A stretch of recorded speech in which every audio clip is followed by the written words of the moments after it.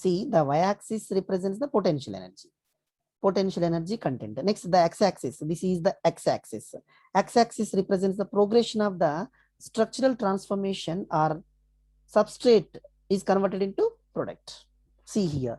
So this is the substrate. This substrate is without enzyme. It takes excess amount of energy. Next, the substrate with enzyme quickly converted into product. Okay, that's all. So in this experiment, you will notice two things. You would notice two things. What is that? The energy level difference between S and P.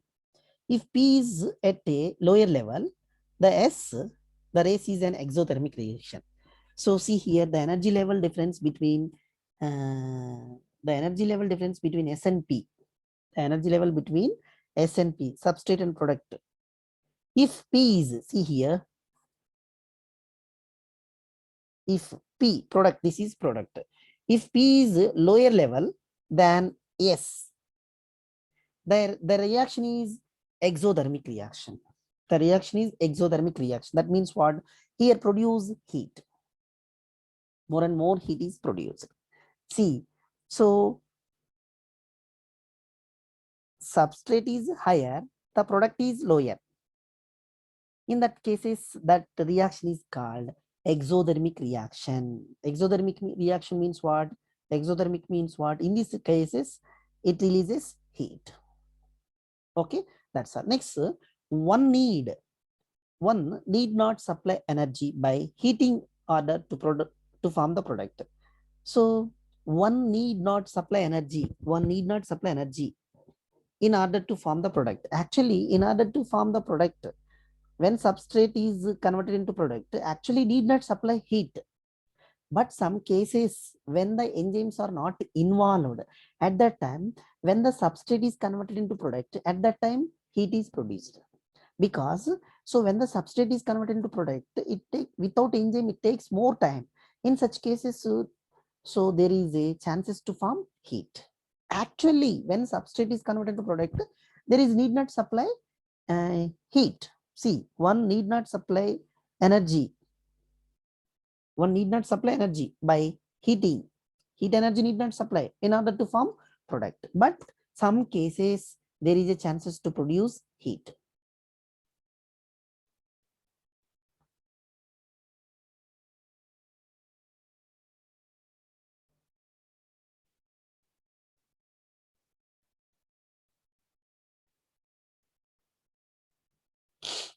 Next, however, whether it is an exothermic reaction, heat producing reaction, or a spontaneous reaction, or endothermic reaction. Endothermic reaction is also called energy requiring reaction. Whether it is heat producing reaction or a spontaneous reaction or energy requiring reaction, the S has to go through much high energy state or transition state. Okay, the substrate has to go through much higher energy state. The substrate should release excess amount of energy state. That excess amount of energy releasing state is transition state, temporary state. The difference in average energy content of S from that of this transition state is called activation energy. So when this the difference in average energy content substrate, the difference in average energy content of S from that of this transition state is called activation energy. That only here. So this is substrate is converted into product without enzyme. It is called activation energy without enzyme. For activation, energy is required. More energy is required. In this state, with enzyme, less activation energy is required. That is the difference. So enzymes eventually bring down this energy barrier, making transition of S to P more easy. That means what? If enzymes are eventually involved in this reaction, substrate is converted into product more very easily. If enzymes are not involved in this process, the substrate, the process of conversion of substrate into product is very difficult. Okay, that is the explanation about this is. Next, nature of enzyme action. See, if we will see what is the nature of enzyme action. Each enzyme, see here, each enzyme has a substrate. Every enzyme has substrate, binding site in its molecules. See that only. This is enzyme. At this site, substrate is bound, binding site in its molecule. So that highly reactive enzyme substrate complex is formed. Same point, ma. This is enzyme substrate. In between these highly reactive bonds are formed. So enzyme substrate is produced. This complex is short-lived. That only in previous we discussed short-lived. Enzyme substrate complex is a temporary process, transition state, temporary process. This complex is short-lived and dissociates into products and substrate and product. Okay, this is enzyme substrate. Enzyme is separated. This is substrate is converted into product. So the enzyme is separated, product is separated. Here that only. Here see the substrate dissociate into product. That means what? Substrate is converted into product. P and the unchanged enzyme, with an intermediate formation of the enzyme product complex. See, next enzyme substrate is converted into enzyme product. Okay, first enzyme substrate complex. It is not changed. As usually enzyme will be there. Substrate is converted into product. This is substrate is converted into product. So after that, this enzyme product is separated. Enzyme separated, product separated. This enzyme is get ready for taking another substrate. The formation of the enzyme substrate complex is essential for catalysis. Catalysis means what? Catalysis, which is a process that increases the chemical reaction. Okay, so this enzyme speed up the reaction in order to convert substrate into product. So when the substrate is converted into product, this product is separated. The enzyme is ready to take another catalyst, another substrate. Okay, that's all. Next, the catalytic cycle of an enzyme action can be described in the following steps. So this is the equation. This equation follows some of the steps. Those steps are here we have to discuss. That is, see, first, the substrate binds to the active site of enzyme. Same, the substrate binds to the active site of the enzyme. See here, this is the active site of enzyme. The substrate is binds. Fitting into the active site. This is called active site. This is called active site. So substrate is fixed in this active site. Next, the binding of the substrate induces the enzyme to alter its shape. When the substrates bind to the active site, automatically this enzyme is induces to change the shape of the substrate, fitting more tightly around the substrate. Okay, this enzyme is tightly fixed around the substrate. The active site of the enzyme now is close proximity of the substrate. That means what?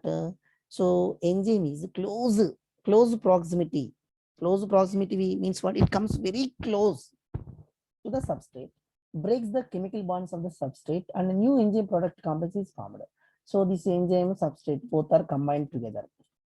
When enzyme substrate is formed, in between these, whatever the bonds are there, those are all the bonds, chemical bonds are breaks, and a new enzyme substrate complex is formed. Enzyme substrate when breaks, converted into product.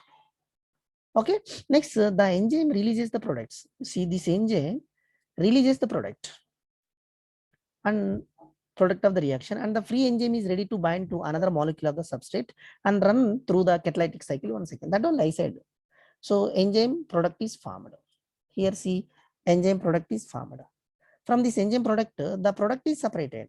The enzyme is separated. This enzyme is ready to take another catalytic cycle, another chemical reaction, to proceed another chemical reaction. That is called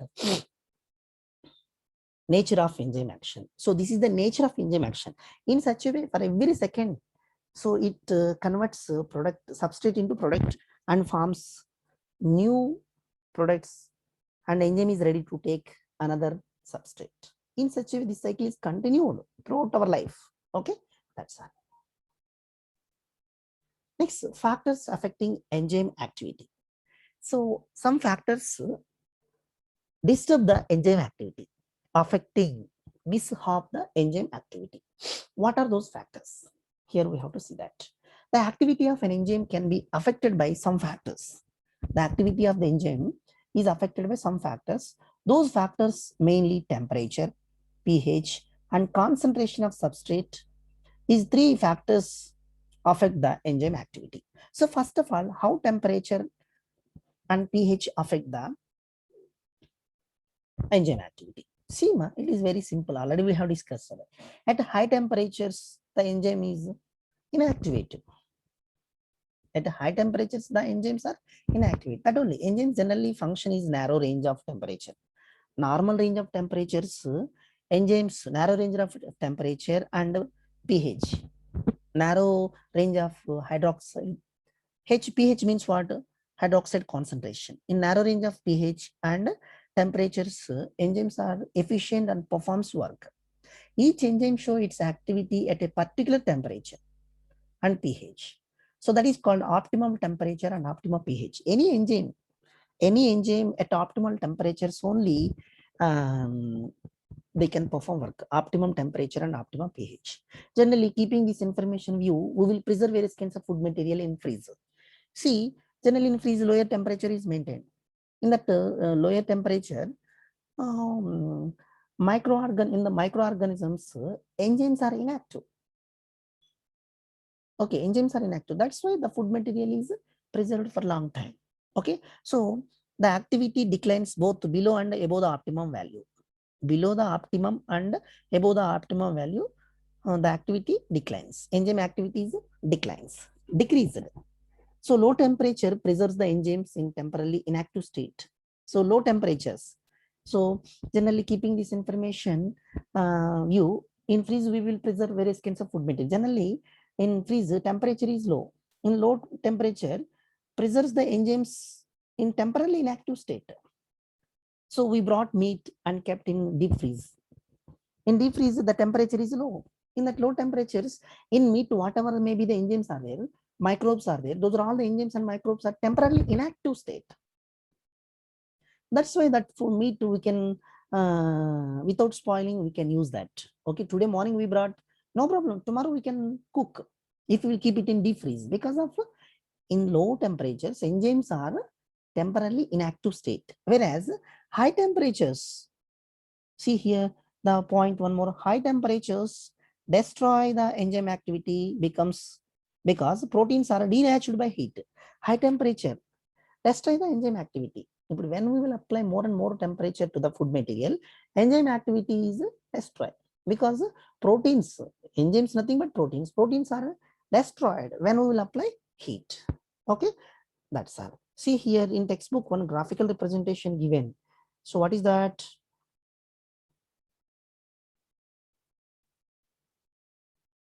See here, first, same, how temperature and pH. See at low temperature, see here, low pH and temperatures. See the enzyme activity is initially at low temperatures. This indicates enzyme activity. This indicates x-axis, y-axis. Okay, so enzyme activity, enzyme activity. It is pH or temperature. Same here, two individual diagrams given. So here enzyme activity. So low temperature, the temperature pH, low pH, optimum pH and temperature slowly increasing. So then automatically it is the enzyme activity. So at lower temperature, at low pH and temperature, the enzyme activity is inactive.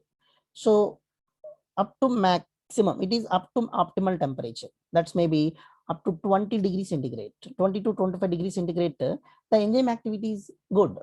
So beyond this, up to this, beyond this, if pH value is increased or temperature value is increased, the enzyme activity up to maximum, up to optimal temperature, that's maybe 20 to 25 degree.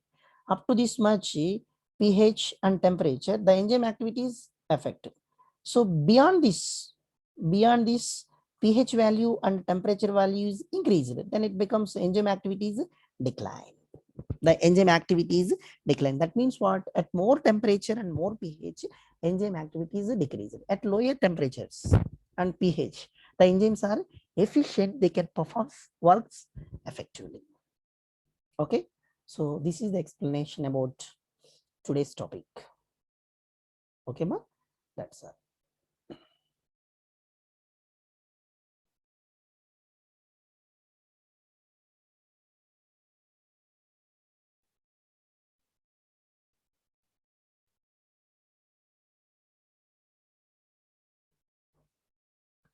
Okay, ma, today next substrate concentration, that is a big topic. If I start the topic, I has to finish immediately.